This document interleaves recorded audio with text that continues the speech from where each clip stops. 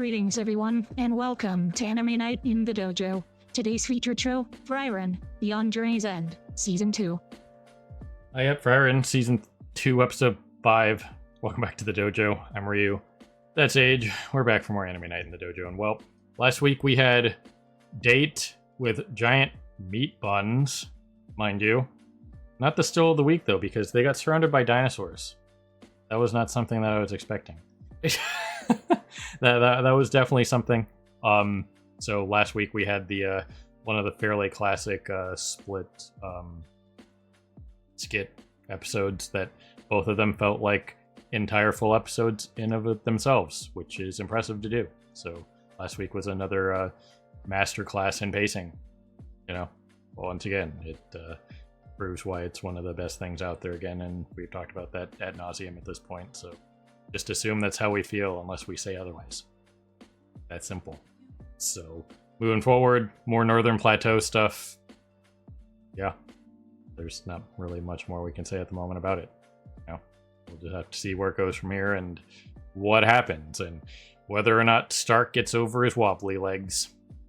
So we're going to push some buttons and get going here. So people on Patreon, we'll see you on the other side of the edit for the timer reaction, and people on YouTube, we'll see you on the other side for the discussion and review. And if you're looking for either or and or both, you know, the links to Patreon are where they need to be. YouTube, it's YouTube. So push buttons, watch whatever you want. The links are right down there in the descriptions. Let's get going here. There goes something. Well, alrighty then, there you guys have it. 2 more skits in the books. Very well, once again, could have been their own episodes. Very well done, the pacing again. Like I mentioned during the live reaction. But Boomy from The Last Airbender, sometimes it's just fun messing with people, and well, elves have to stave off boredom somehow, so what do? You make Bud Light out to be a legendary spirit and do this. Pick your favorite. Well, my dad had a term for light beer. He called it camel piss. So, you know, I'll use it here. So, yeah, you know what I mean? So you gotta appreciate stuff like that. It's just like, oh man, it's this legendary thing. It even has a really cool name. It doesn't sound as, like, you know, unappealing as like Bud Light or Coors Light or whatever it is. You know what I mean? Hell, Corona has a cool name, and that's trash too. Well, it's in ancient Elvish, so no one really knows what it actually even means. They're just using the name. Yeah. So you might as well make your booze name something ridiculous and cool sounding. It's gonna be just like, you know, it's just hops and water and a tiny bit of alcohol content. Time when it comes to light beer. To me, it's no different than, you know, drinking a diet soda or something. It's like, you're gonna have a soda, you might as well have something that actually has the potential to have real cane sugar, not be whatever they put into diet stuff. a lot of the shit that they tend to put in diet and sugar-free things is typically worse than the freaking sugar. Yeah, you know, if you're gonna smoke a cigar, you might as well just smoke the cigar. Just saying. And you can do whatever you want. I'm not judging people. You can, if you want to vape. If you want to do that, whatever.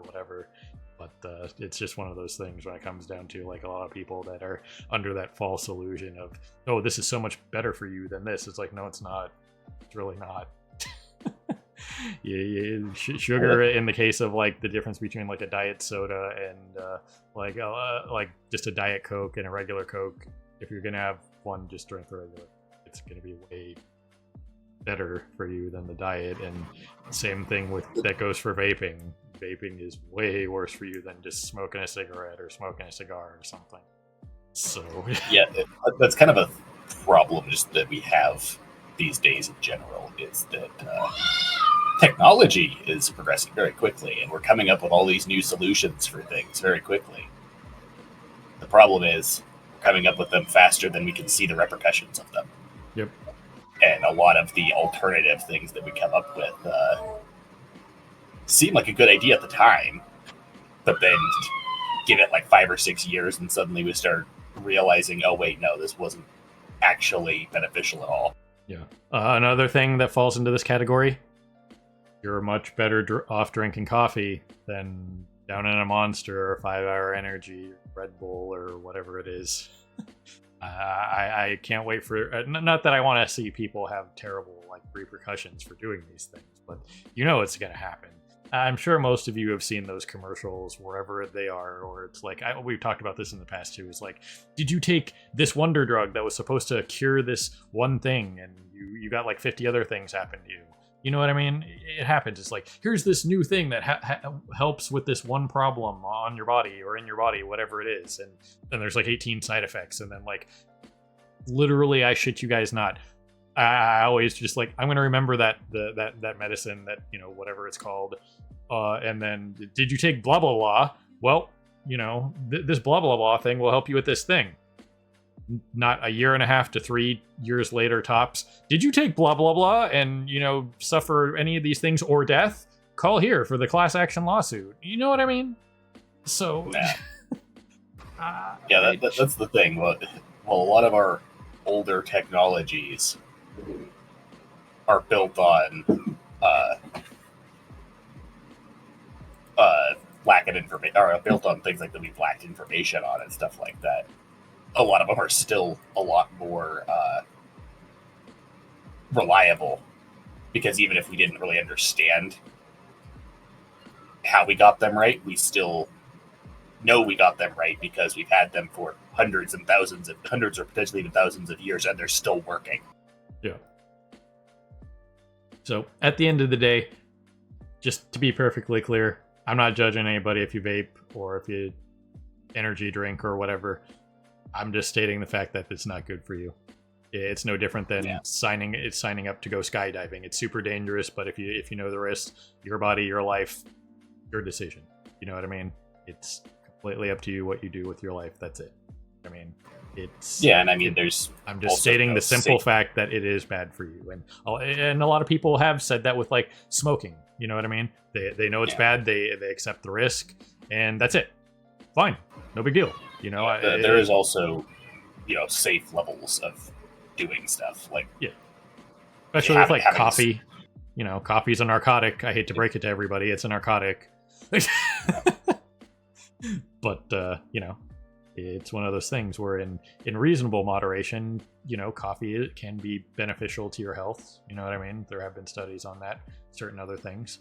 And once again, just like we were talking about, it's definitely a much less problem for you than. Who knows? Maybe it'll be different and it won't affect a lot of people. But a lot of the crap that's in these energy drinks, you know, the classic forever chemicals and all that other crap. Who knows? Maybe we've become one with the microplastic and the Monster Energy. Evolved in like 15 years. I don't know, but you know what I mean. That's the freaking crux of it all. It's just no one knows because it hasn't been given enough time for us to know. Yep. So that will be interesting to see in the next like 10-15 years here, whether people start having like long-term whatever, some new aggressive form of cancer potentially, whatever. Hopefully not, obviously, but you know, I can't imagine anything good comes out of this. And once again, people accept the risk. They know that it could be a problem. It's their life, their decision. It's just from the objective standpoint of it's a massive unknown, and it's definitely way worse for you than some of the more obviously like natural things that, you know, you're just smoking a cigar, that's just tobacco. You know what I mean? If you're having a full-on, you know, soda, generally speaking, it's just sugar. You know what I mean?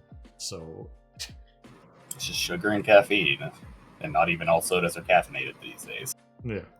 So either way, again, this was a great just kind of like aside for stuff like that, is, you know, like the myth of just like random stuff like that kind of reminds me of that thing where, like, you know, we were talking about during the episode there too, is like the guy who like sunk the handsome Squidward statue into the Mediterranean to confuse future, you know, archaeologists and stuff like that, you know, that kind of thing. Like one of my favorite, like, this was like really old, pretty damn old at this point, it was like 15 years ago. A guy with those, like, I hope history gets so jumbled to the point where the events of Lord of the Rings are seen as an actual factual thing that happened. And then everybody will see New Zealand as like the greatest place to have ever existed. You know what I mean? Is that before or after Kobayashi craters it? Right, exactly. Because even in anime, people go. We go to New Zealand. Yeah, freaking. I'm suddenly drawing a blank on the name, but that movie has always been kind of like my headcanon to it of like where the aliens just end up thinking that freaking human TV shows and stuff like that are documenting our history. Oh yeah. I don't remember what that was called either, but yeah, that's always a good one. Can you guys imagine that?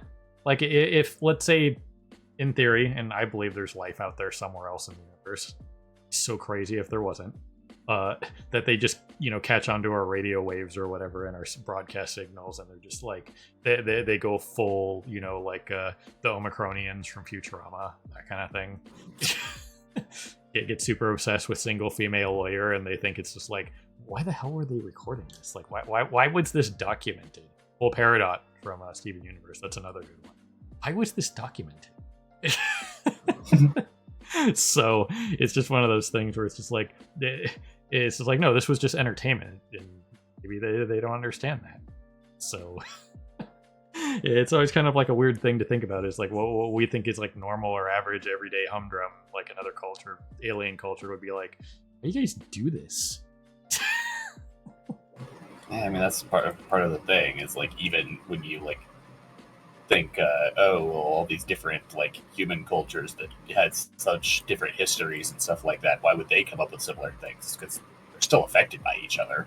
The only way you get a case of something totally separate would be a case where there's literally zero bleed over, like they've never experienced each other whatsoever. Yep. So either way, another solid sequence. I thought it was going to take more than 3 months.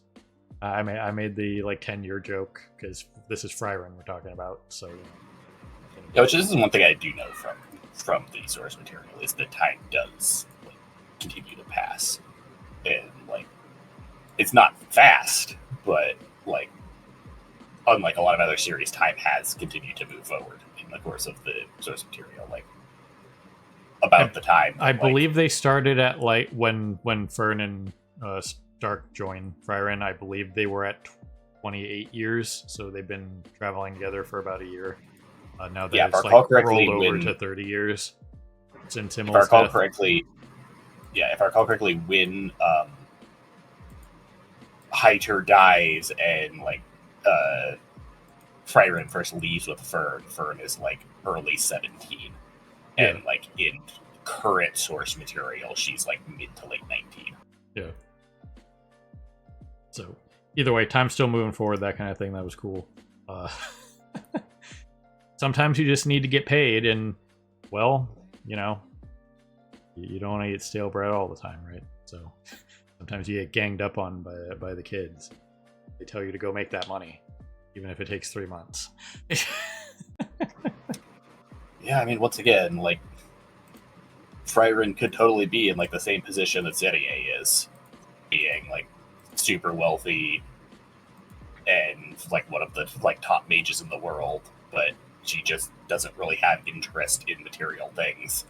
It's just, all she really cares about is just knowledge. Yep. So either way, another solid sequence. We got the whole like in northern countries, just in general, fiction, reality, wherever, you can still, have successful places. There are like random patches of area where, the environment is slightly different. So you can have successful, crops and harvests and stuff like that. So, yeah, I mean, there's still, there's usually patches throughout like tundra and stuff like that that are like just the right conditions to be able to still grow at least hardier crops like grain and whatnot. Maybe they can grow a cure for the Crunchyroll player, which this one did have alcohol use. I don't know about drug use. More of those things, but yeah, the classic. Oh man, they found a vault full of worthless booze, and then, well, what's better way to share the booze, and just free beer. Well, it's free, right? Let's share it with the whole town. Yeah. And once again, like we were talking about, like, alcohol was originally designed to serve a purpose, not really to be good. Yeah.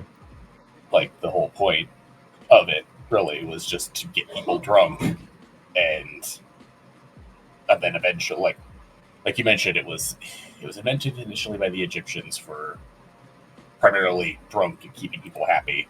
Yep. But then one of the main reasons why, like, beer in particular proliferated so much was because it was very cheap to make, while also being sanitary. Like, you don't have to worry about beer going bad or getting contaminated the way you can with water, because the alcohol keeps it clean. And to that end, every time Archer, the series, does that, whenever they sterilize something, most of the time it's in like a glass of bourbon or something. But Mallory does it multiple times. Archer himself does it multiple times. And yeah, because it's alcohol. It's going to be clear, even if in a pinch, if you need to sterilize, like, take example, what happens to Pam in that one episode where she's in anaphylactic shock. If you just have to give like an emergency tracheotomy, yes, it's more, if all you got is like actual, like, alcoholic beverages lying around, you can sterilize, in this case, Archer's switchblade in a glass of bourbon really quick so that you can have a sterile, cut for your knife. You know what I mean? Because as long as it has alcohol content, it's sterile. You know what I mean? Yeah. Any sort of germs or bacteria or anything like that in the liquid is going to die because of the alcohol. Yep. And to that end, that's why too much alcohol consumption messes with your liver, because it doesn't allow the natural good bacteria in your body to work, because it kills it. So, yeah. But either way, another solid, skit for that. And then we got, the classic, trader conundrum. Merchants. Yeah, this is why you don't work with merchants, which it's definitely one of those things where it's just like, you're on a wanted poster. It's like, you're carrying a grudge against an elf for 80 years. Who's going to remember this crap? You know what I mean? Well, yeah, no, that board of like wanted posters is clearly just like this is just anyone who owes us any sort of debt.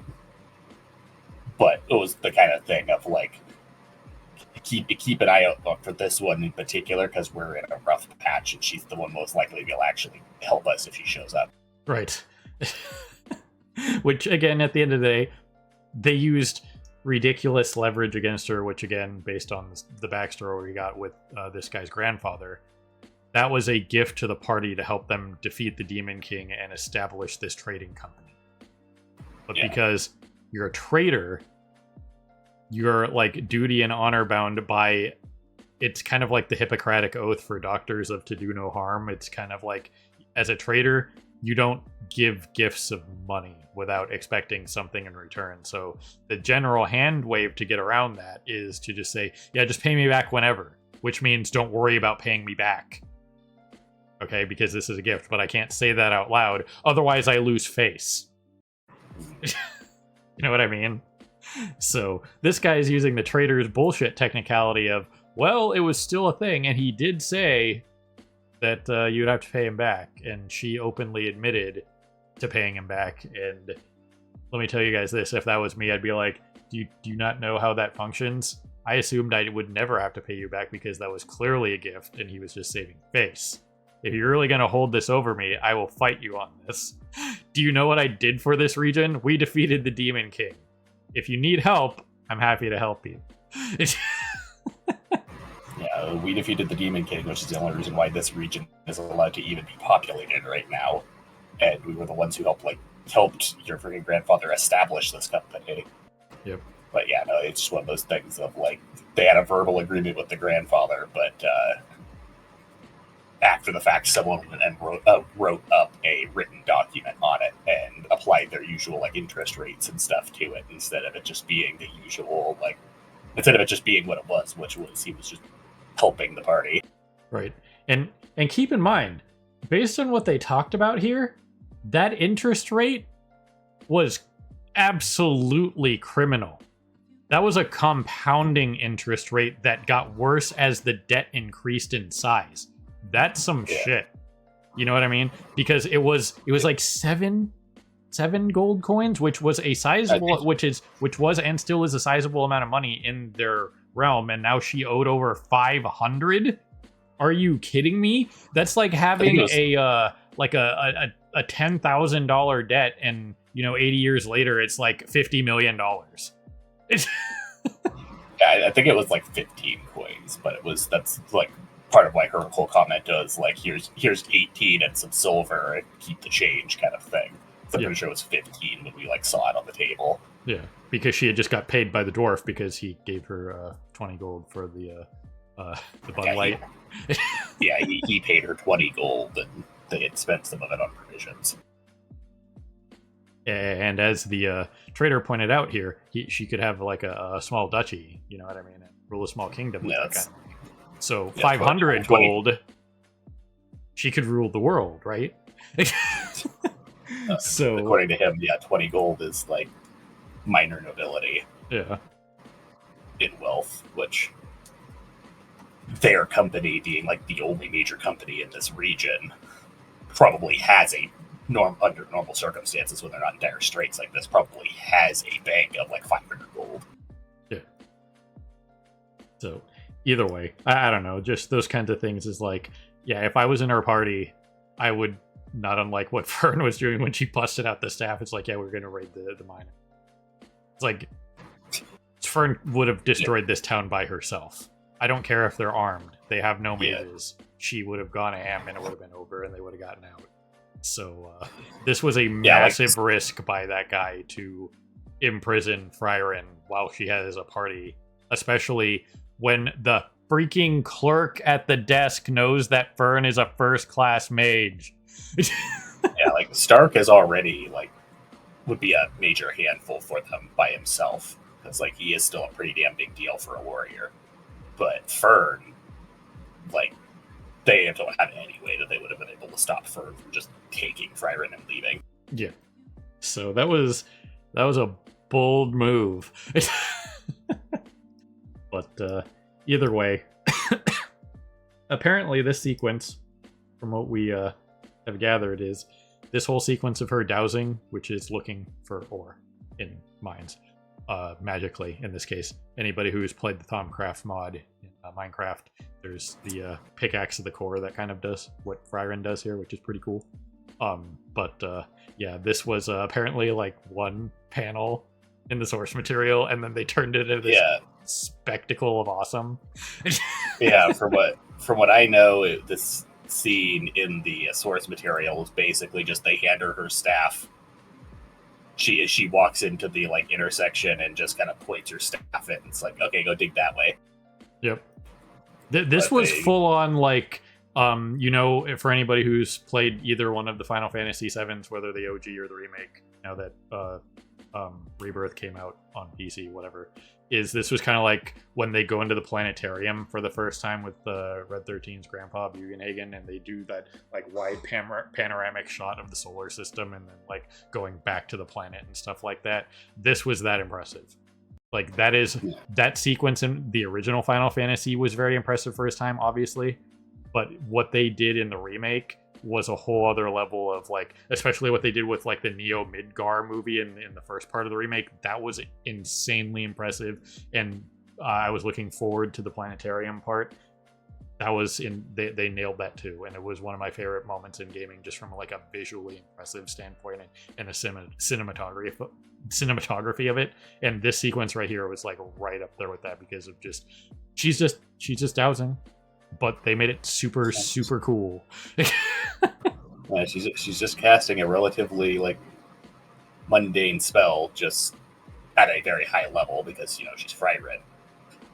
But they just decided that they were going to go super extra with the animation for it. Yeah, and then Neil deGrasse Tyson comes into the room. And he's just like, the universe. You know what I mean? So yeah, that was pretty cool. And suddenly, freaking Morgan Freeman's narrating. Yeah, and Morgan Freeman's narrating. Man, there's your double whammy.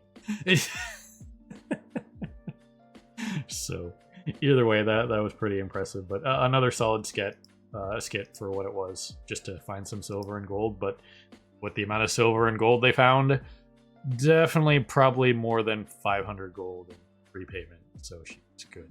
So, yeah, she freaking just kind of handed them all their wealth back. Yep. It's like, okay, well, here, I'll repay my debt by just giving you a new silver mine. Yep. No problem. You can mine it for years to come and make Makota's mithril mine look like chump change. It definitely wouldn't freaking beat Makota's mithril mine in freaking value. Yeah. What we know of that universe. Yeah, that's going to be an insane amount of money. And I went back and did the math on how much money Makota has in campfire cooking, converting it to roughly US dollars. He's made almost $1 million. Which, keep in mind, as that's worth a lot less these days. But $1 million in, like, if it was like 15th, 16th century $1 million. He's made like $1 million in their gold, but we've already established that their gold was a long ways, and that like most of the shit that Makota can buy on the freaking the online grocer goes for like copper pieces. Yeah, so he's basically like a billionaire when it comes to buying stuff on online grocery in that series. And keep in mind, for fans of that series, they haven't sold all of the Earth Dragon parts yet, and now they have to go process that freaking Red Dragon. So, yeah he's gonna be like Steve Jobs over here, Elon or whoever. Pick your favorite billionaire, but I don't think anybody has a favorite billionaire because most of them are, well, a whole other discussion, and I'm not getting into it. Yeah, which once again, Frieren has the potential to be ultra wealthy in this universe, but she's not a materialistic person at all, unlike, say, Sirie, who is like 10,000 years old now and is freaking like the top mage in the world by process of just outlasting everyone. Right. So, either way, another solid episode. I love the dual skit method of basically getting 2 episodes at a time.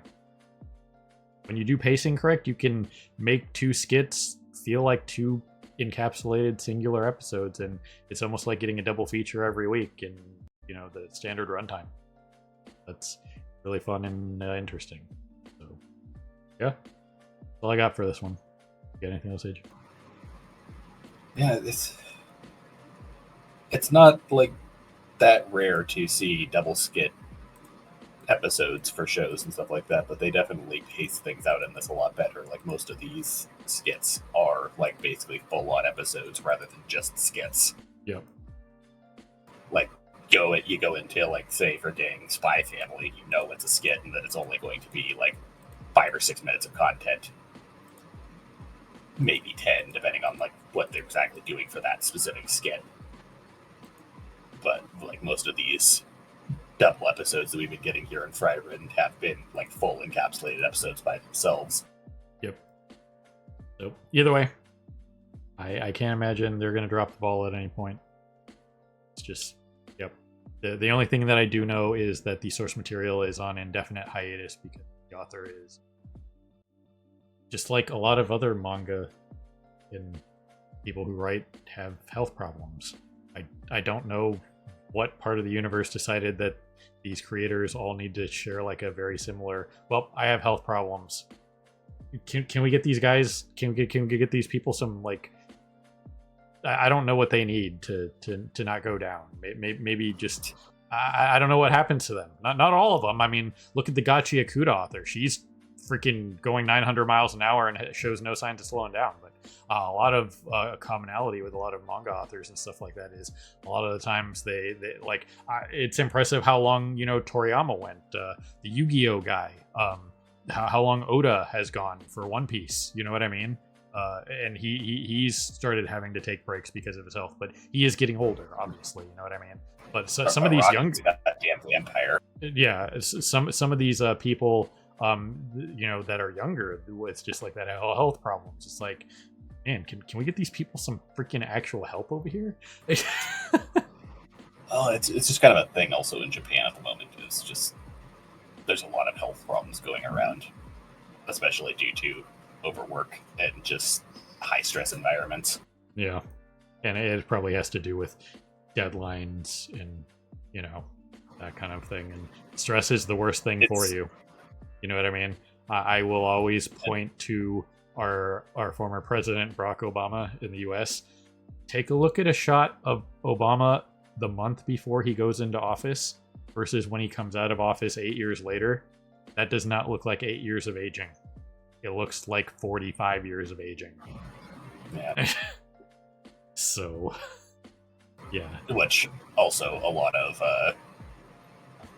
aspiring manga authors and stuff like that, before they make it big, for things like Frieren and stuff like that, where it's like their first breakout thing, you usually have to be doing the manga as a side thing while they're freaking actually working a full-time job as well, which full-time jobs in Japan are rough. Yeah. So, anyway, that's all we got for this week. Looking forward to the demon shenanigans next time. And toilet flushing. I hate our toilet. It's so damn loud. That's literally at least 40 feet away from me, and you can hear it when it's used. But when I go in there, I flush with my feet, and I plug both my ears because I'm legitimately afraid of damaging my ears with the decibel level. I hate it so much. So if you guys heard that, I apologize. But yeah, it's just holy crap, man. But either way, ladies and gentlemen, people of YouTube beyond, have you watching. As always, we appreciate you for stopping by and hanging out here in the dojo for more anime. Frieren, Season 2, Episode 5. So have a good morning, evening, afternoon, whatever it is for you. Have a good one. See you next time. Hey everyone, Victoria here. If you enjoyed the video, please consider pushing those like and subscribe buttons. Your support is greatly appreciated. Thanks again for your time, and we hope to see you again in the future.